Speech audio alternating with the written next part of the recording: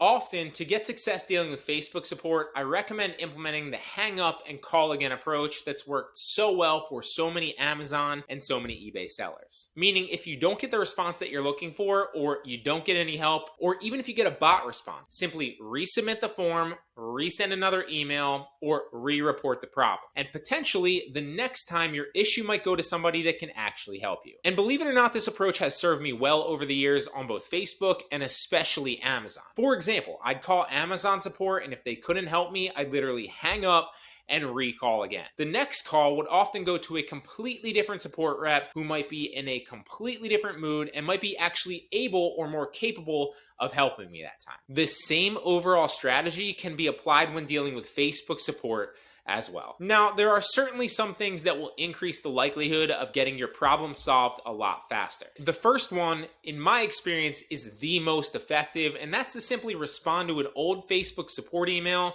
with your new problem. If you're dealing with Facebook support, and this is not specifically Facebook business support for this example, but if you're dealing with Facebook support, then in most cases, they never close the case out. Therefore, you can always respond to an old case simply by replying to an old support email, and then you know your issue is actually going directly to a support rep, and you'll get a response. This works if you've ever had a correspondence previously with Facebook support before. And if you haven't, that's totally fine as well. You will after you implement the next few tips that we'll cover, and then you can come back to this first strategy after you've built up some previous correspondence with Facebook support. This doesn't always work immediately, but it does work if you stay with it. Remember, the hang up and call again approach. For example, the way I was able to get my buy button back so quickly from being grayed out, or how I was able to get my marketplace back from a restriction, was simply because I would go to my inbox, pick like 3 previous support emails, and then send a template that looked like this.